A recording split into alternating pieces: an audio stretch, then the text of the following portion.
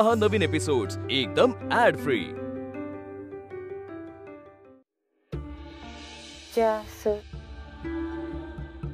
असे दिव्य दृष्टी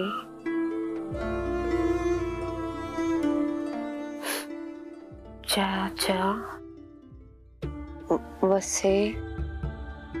अद्वैत साहेबांना या ओळी खरंच पाठवू का? पाठवाव्याच लागतील. त्यांनीच या ओळी पाठवायला सांगितल्यात. देवी आई, आणखी काही अघटित तर नाही ना घडणार?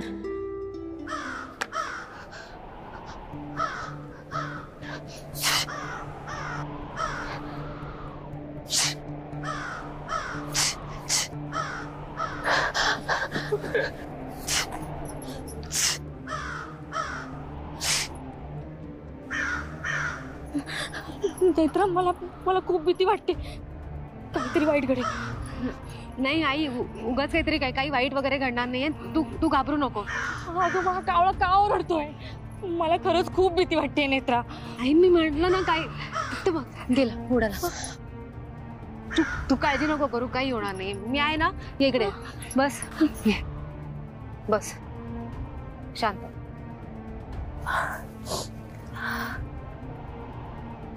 अगं गेला कावळा, एवढं नाही घाबरायचं. मी आहे ना तुझ्या जवळ. खरंच तू आहेस इथे कायमची? म्हणजे तू आता इथेच थांबशील ना? आई हे बघ नेत्रा, आता तू परत जाऊ नकोस, इथेच थांब. आई पण नेत्रा, हेमा सोडून गेली आपल्याला. आता ना तू तुझ्या आयुष्याची नव्याने सुरुवात कर. या मृत्यूच्या विळख्यात नको अडकूस तू आता. नेत्रा, ग तुझ्या वयाच्या मुली बघ, लग्न झाले, त्यांची संसाराला लागल्यात त्या. आपण तुझ्यासाठी एक चांगला मुलगा बघू. तू लग्न कर आणि संसाराला लाग. बाळा, अगं लग्नाचं वय सरलं ना की लग्न नसतं होत. हीच ती वेळ आहे. आणि तुला नाही का ग वाटत सगळं व्यवस्थित व्हावं? तुझ्या मनात नाहीये तसं कधी? आई, सध्या माझ्या मनात अद्वैत साहेबांच्या रक्षणाव्यतिरिक्त दुसरा कुठलाच विचार येत नाही. अद्वैत साहेब सुखरूप राहावेत एवढंच वाटतं मला.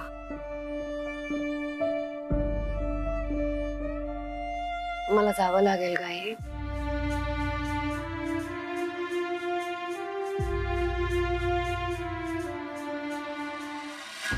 नो वे बाबा, तुम्ही असं काही करणार नाही. अद्वैत सर,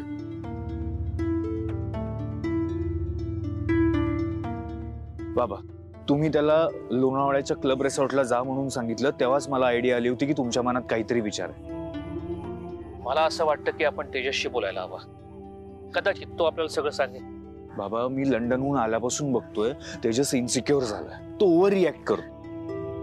तुम्ही त्याला आत्ता अनिल म्हात्रेबद्दल विचारलं तर यू नेव्हर नो तो काय रिॲक्ट करेल, तो काय अर्थाने घेईल हे सगळं.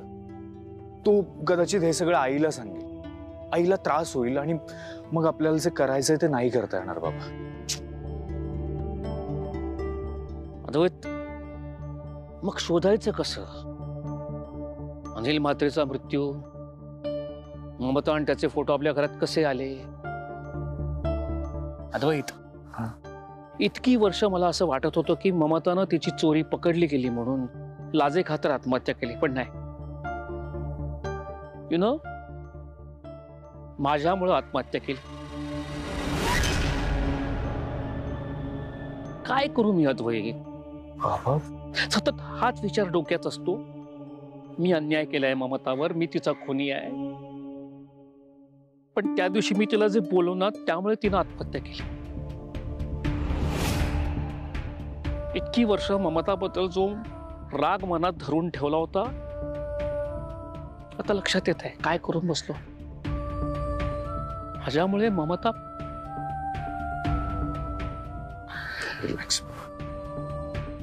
I can understand. आयुष्यात खूप जबाबदाऱ्या, कर्तव्य पार पाडली आणि पश्चात्तापाचं ओझं दिसत नसलं तरी ना इतकं जड असतं ना ते, आयुष्य पोखरून काढतं सगळं. बरोबर आहे बाबा तुमचं. सी मला आत्ता एवढंच सांगायचंय की आपण जे काही करूयात ते विचार करून करूयात. एक प्रॉब्लेम सॉल्व्ह करता करता उगाच दुसरा प्रॉब्लेम क्रिएट नको व्हायला. आणि डोंट वरी, मी आहे तुमच्या बरोबर. रिलॅक्स, मी जरा आहे.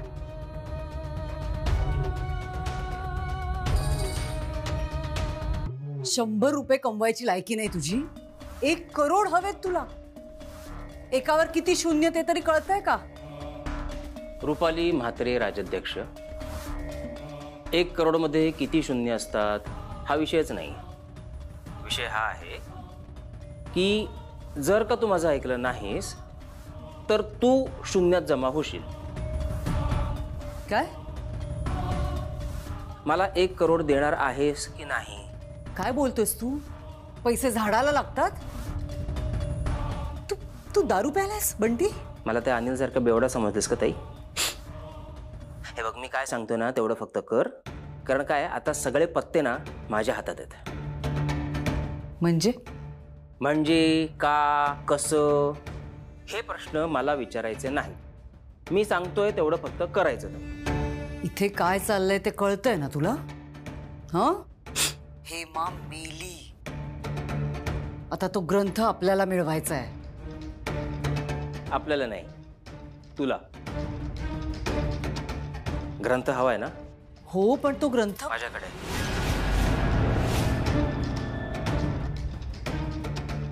काय?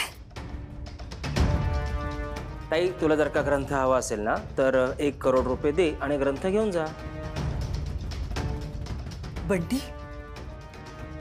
तू तू ब्लॅकमेल करतोयस मला? जे समजायचं ते समज. ग्रंथ हवा असेल तर रोकडा 1 करोड रुपये लागतील. हॅलो ताई, काय झालं? अचानक गप्प का झालीस? अगं तुला तो ग्रंथ मिळवण्याची घाई झाली होती ना, मग काय झालं पुढे? हे बघ ताई, शेवटचं पान वाचायचं राहिलंय. ते वाचून झाल्यानंतर तुला तुझ्या कामाची गोष्ट मिळणार आहे. त्यात ती हेमा पण गचकली आहे. त्यामुळे तुला ते शेवटचं पान वाचण्यासाठी दुसरं कोणतरी माणूस लागेल. मला 1 करोड रुपये दे आणि ग्रंथ घेऊन जा. लवकर काय ते ठरव. ऐक बंटी, ऐक. हे बघ, आपण भेटून शांतपणे बोलूया. नाही, आता बोलायचं नाहीच मला काही. बोलायचं काहीच नाही मला आता. तुझ्यासाठी इतकी मरमर केली मी, पण तू त्याची काही किंमत ठेवलीस का ताई? नाही ना. मग आता ही त्याची किंमत असं समज. 1 करोड रुपये दे आणि ग्रंथ घेऊन जा. नाहीतर त्या ग्रंथाचं मी काय करेन ना तुला पण नाही कळणार. नाही बंटी, हे बघ, असं काही करू नकोस प्लीज. मी बघते काय करता येते का पैशांचं, पण प्लीज असं काही करू नकोस. हं?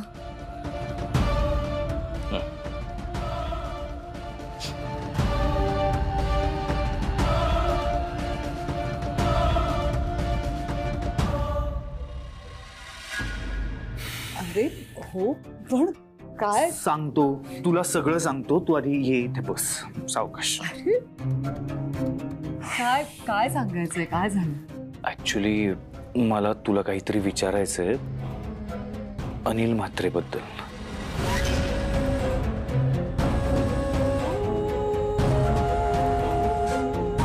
आई,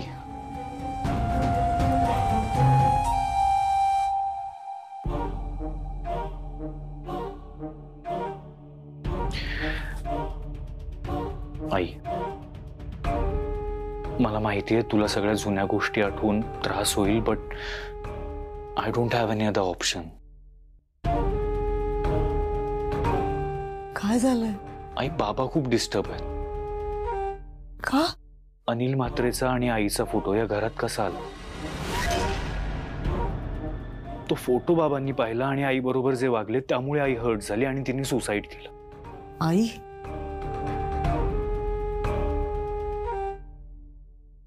ममता राजाध्यक्ष. आई, तुला खरंच माहिती आहे का काही अनिल म्हात्रे बद्दल? म्हणजे तुला खरंच माहिती नाहीये की तुला उगाच पास्टच्या गोष्टी डिस्कस नाही करायच्यात म्हणून अवॉइड करतेस तू?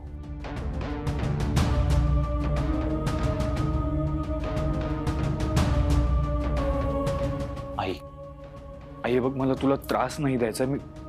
मी पाणी देऊ तुला? नको. आई तू प्लीज रागवू नकोस माझ्यावर. तुला त्रास व्हावा असं नाही वाटत मला. मी हे सगळं बाबांसाठी करतोय आई. त्यांना खूप गिल्ट आलंय. कसलं? नाही काही नाही, राहू दे. नाही नाही, तू आधी आता तू विषय काढलायस ना, प्लीज सांग मला. आई आय एम सॉरी. हे बघ, इथून पुढे तुला त्रास होईल असं काहीच करणार नाहीये मी. I am really sorry. आपण नको बोलूया त्या विषयावर. हं, तू आराम कर.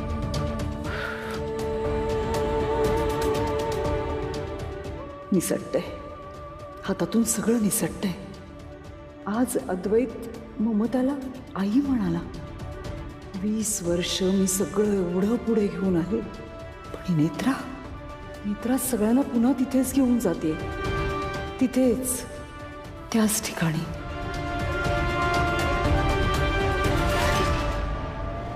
तुझा नवरा आता माझा आहे. रुपाली, काळजी घे बाई स्वतःची. राजाध्यक्षांच्या संपत्तीची काळजी मी घेईन.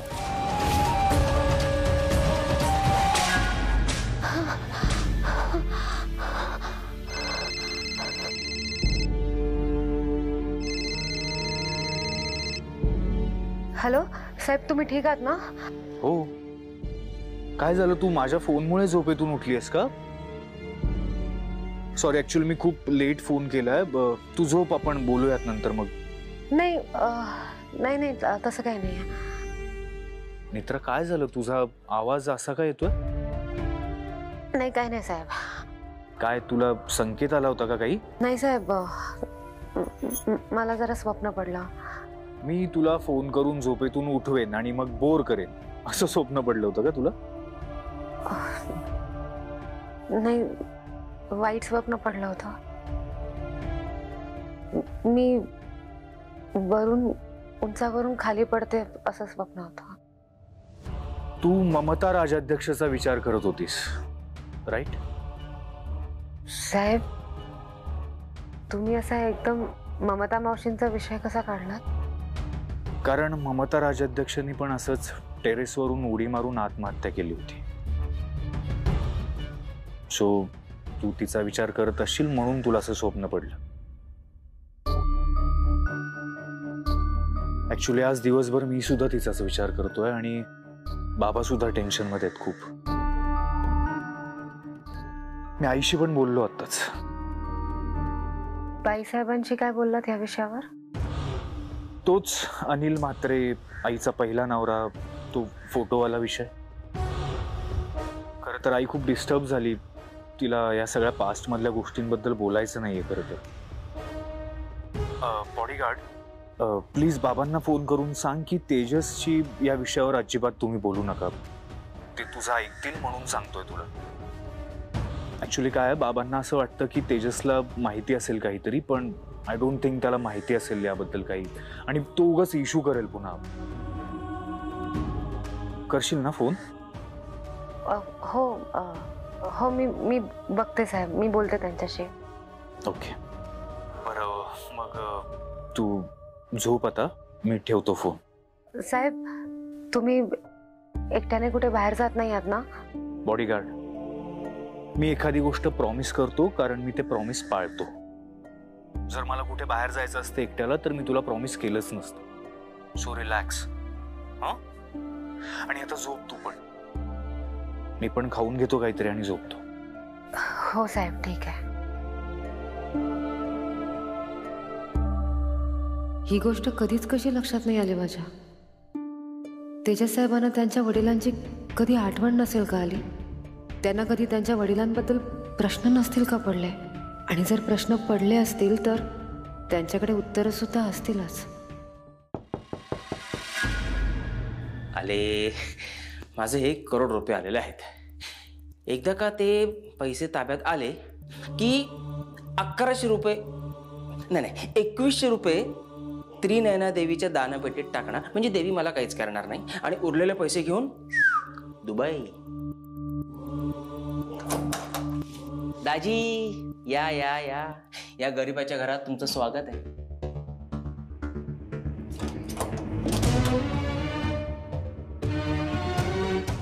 पण आता हा गरीब गरीब राहिलेला नाही आहे, तर तो करोडपती झालेला आहे. बसा. बरं, चहा, कॉफी, पाणी, कोल्ड्रिंक, हार्ड ड्रिंक, देशी विदेशी घेणार का असं मी विचारीन. असं वाटत असेल ना तर असं काही होणार नाही. पैसे द्यायचे आणि निघायचं. हा दाजी? स्वतःच्या सख्या बहिणीला ब्लॅकमेल करतोस? कोण बोलते बघा?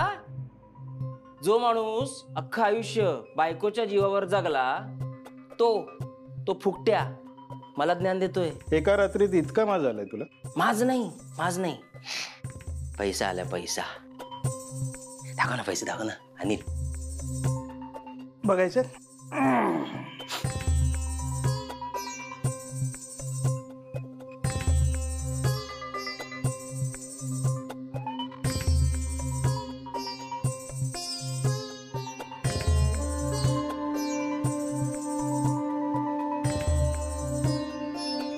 हे काय? हे काय माहितीये तुला? इच्छापूर्ती. सॉलिड इच्छा होती यार, एक दिवस तरी तुला फटकवायचं. आज ही इच्छा तुझ्या ताईने पूर्ण केली. तू सॉलिड डोक्यात जायचंस माझ्या. आज अशी तुझी चमडी सोलतो ना. हे बघे, तुझ्या पोकळ धमक्यांना मी नाही घाबरत. अच्छा, घाबरत नाहीस? नाही घाबरत?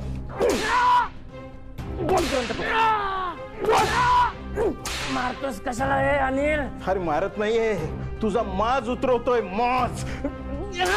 बोल ग्रंथ कुठे? बोल ग्रंथ कुठे? पैसे द्या आणि ग्रंथ घेऊन जा.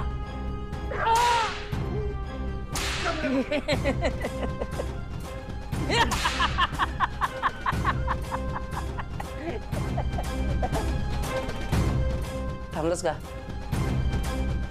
मार ना, मार, अजून मार. हे बघे, हे सगळं ना मी ताईकडनं शिकलोय, कळलं की नाही?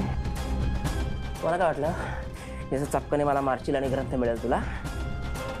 आता तर विसरच ग्रंथ. तू काय ग्रंथ तर तुझा बाप पण दे. मार.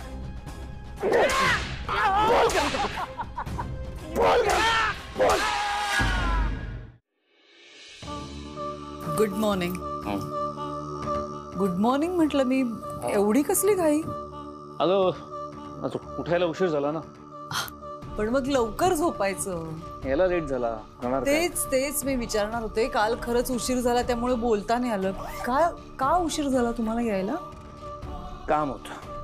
पण म्हणजे ऑफिस मधलं की बाहेरचं? सकाळी सकाळी मला एवढे प्रश्न का विचारतेस तू?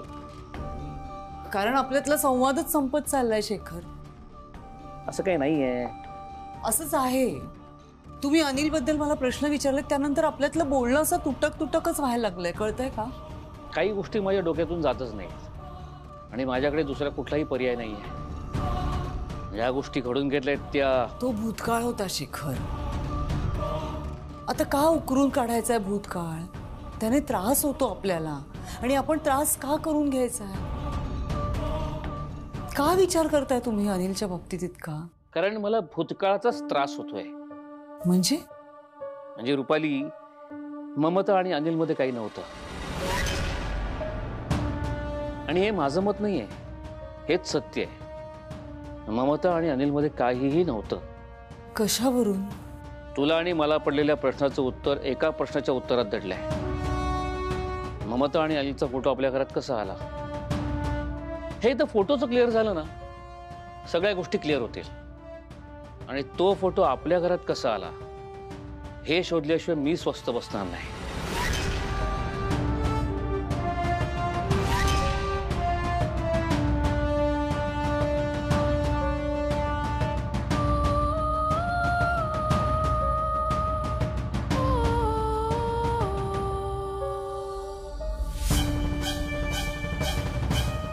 भूतकाळ उकळून कोणाचं भलं होणार आहे हे तुझं म्हणणं खरं असलं तरी कधी कधी भविष्य नीट करायचं असेल तर भूतकाळ उकळून काढावाच लागतो.